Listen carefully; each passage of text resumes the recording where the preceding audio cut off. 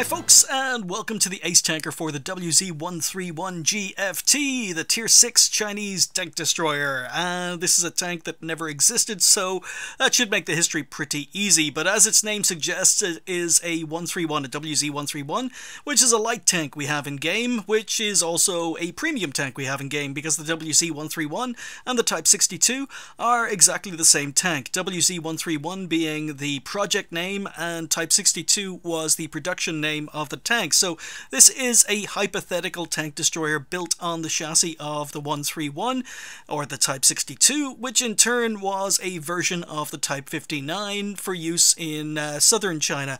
So in northern China, Type 59 was a medium tank, which is fine, but in southern China, where you had a lot of paddy fields, rice fields, marshes, poor infrastructure, wooden bridges, the Type 59 was just too heavy, so the Type 62 was a lighter version of the Type 59 designed for use in southern China. So this, as its name suggests, is the light version tank destroyer, so it's a tank destroyer based on a light tank, and that means that its armor is light tank standards. So basically, even though it does look quite well sloped and quite well armored, it isn't. It's got terrible armor.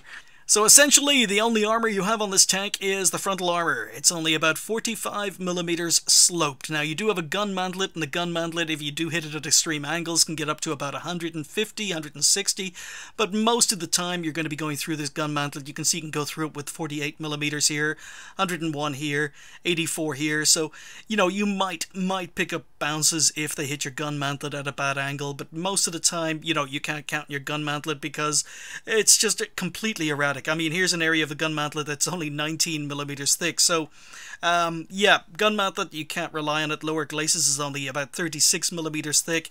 It's got no side armor, can't side scrape, it's got no rear armor, and it's got no roof armor, so it is exceptionally, you know, very, very vulnerable to tanks firing HE. So even though it does look quite well armored, maybe like a Soviet TD, it's got absolutely no armor. It's built on a light tank. But the good news doesn't end there, because not only does it have absolutely no armor, it has absolutely no hit points. It's only got 550 hit points at Tier 6, so it's got the lowest hit points of pretty much any Tier 6 TD in the game. So, yeah, bad armor, bad hit points, you know, not looking too good. It's also got terrible view range. It's only got 350 meters of view range, so it's not going to be doing very much spotting for itself. It needs other tanks to spot for it, so this is the epitome of a passive TD. Even though it does have some good points I'll get into in a moment, it's got absolutely no survivability, and it's a TD I found myself counting on my team quite a lot to have good games. If your team aren't particularly strong, it's quite difficult to have a good game in this tank, so you kind of need, you know, at least a mediocre team to do well in this tank, because it's got absolutely zero survivability. Now, they're the bad points. The good points are that the gun is basically the gun from the Type 59, so you've got a Tier 8 medium tank gun at Tier 6 on this tank, or tank destroyer, so 181mm of penetration, 250 alpha damage with 100mm. The premium ammunition, very good for a Tier 6, 241, 250, and the HE is passable at 50 and 330, so the gun is pretty good. You know, it's got a reasonably good gun with very, very good DPM. The aim time is decent, the accuracy is decent, so the gun is probably the biggest selling point of this tank. Not only that, but its mobility is quite good. It gets a top speed of 50 kilometers an hour, which it can reach, so the mobility seems to be quite good. It's quite a small TD, so the camo values are relatively good, and of course, because it's based on a light tank, it's going to be quite small, so again, the camo values seem to be quite good. You know, on paper, having said that, I'm amazed at how many times I get spotted in this tank. I mean, it's even though on paper the camo values seem to be very, very good, it constantly surprises me when I fire my gun. Even when I'm double bushing, I get spotted, so I don't know. The camo values haven't worked out for me, even though I've got a camo crew in the tank. So the mobility is quite good. It's got decent reverse speed as well, so In-game, it's mobile, decent camo, decent gun, and low profile, so quite hard to hit at distance. So it's a decent TD. I actually do think it's a decent TD, but it's got absolutely no survivability thanks to no armor and no hit points. So that's pretty much it. It's a fantasy tank, but I'm going to take this opportunity because the history wasn't too long. The tank stats aren't too, didn't go into them in a lot of detail. I am going to take this opportunity to say, you know, I hope you had a great holidays. I'm gonna say Happy New Year to you, even though it's quite late now. I've been under the weather. I've been sick. I've been ill physically and mentally. I still have the chest cold that I've had for about 2.5 months now. Still haven't gotten rid of this chest cold. Don't know what I need to do to get rid of it. Probably gonna have to wait till the warmer weather in the summer before anything happens there. But other than that, I had a reasonably good Christmas, and I'm hoping you guys did too. So you know, I do want to wish you a Happy New Year. There are a lot of videos on the way. I'm planning to make a lot of videos. The problem is just finding time and finding the energy to do them. But they're on their way. I do have another couple of reviews. I'm planning to bring out a couple more Ace Tankers. And I've got another couple of series. I need to do a garage review as well. Yeah, there's a kind of going to be a new, smaller, shorter series of World of Tanks videos coming out very soon as well. But I might do about 10 of those. So there are more and more videos on the way. That's basically what I'm saying. I just need to find the time to sit down and do them. I'm also going to give you a channel update video just explaining my current situation and why I can't get videos out as regularly as I thought. So that's all. They're all coming on they're all on the way. So anyway, this is my first game in the WZ-131G FT. So I use the Christmas period, the discount on tier 6 vehicles to buy this tank and outfit it. I had enough free XP in order to update the module, so it's a fully upgraded WZ-131G FT, and it's my first game. So I was full of the Christmas spirit, as you're about to see from this game. We are here as top tier in a tier 6 game, as happens when you're top tier in the first game of any tank, or first game of any tank, you're always going to be top tier. So lots of tier 5s to shoot, no tier 4s unfortunately, but just tier 6s and tier 5s, and we're going to go. So we are here on Arctic region, and I don't know anything about the tank. As I say, when I went into this game, I figured, okay, well, it's the Type 59 gun on a Type 62 chassis. So that's basically what I went into this game thinking. So I figured that the camo rating was probably going to be quite good, and I'm going to move down to these rocks and these bushes and basically start doing damage. At least that's the plan. Unfortunately, we've got a KV-1 on our team who has a different plan, and I'm going to do something you don't see me do very often in this game, which is lose my temper with someone and insult them in a game.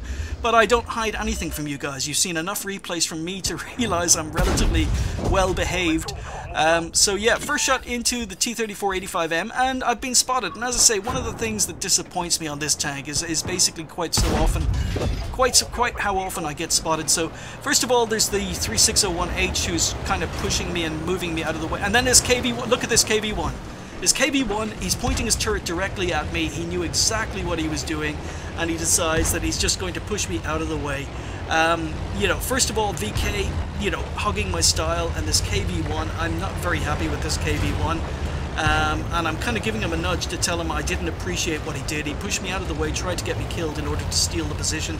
This is not a new player, by the way. This really isn't a new player. This is a reroll in the KV-1. He's got his tank camoed up. He's only got about 100 games played at the time of playing this game, but he camoed up and he's basically been puppy kicking his way. He's a reroll. So this guy did it intentionally. There was no way that was a mistake, and I wasn't very happy. And you can see me in chat going, KV-1, are you intentionally being an a-hole, or is it just normal for you? So that wasn't a mistake. And anyway, I'm going to get out of here because I'm annoyed. I'm angry. I've been having a bad day. And yeah, the VK3601H, who basically cramped my style, pushed in behind me, was trying to snipe and push around a TD, is now calling the team a noob team. So yeah, me not in a good day, having lots of poor teams, having lots of losses. I've got to relocate. KV-1 really annoyed me, but we're going to move up, get pushes solid. I've got to start doing work here, so no point in dwelling on it. Need to get on and try and win this game. So We're able to take out the heavy tank number 6 for our first kill. And okay, 3002M giving me a side, going for his ammo rack underneath the turret, but unfortunately not doing anything there. Okay, and as you can see, the accuracy, the aim time, the rate of fire, they all seem to be very, very good on this tank. So yeah, I'm kind of, it impressed me. The first game impressed me. So our KV1, who called himself Legend, has just died. Yeah, dude, you're gonna have to change your name as well. So yeah, we take out our second VK3002M, so 2 kills.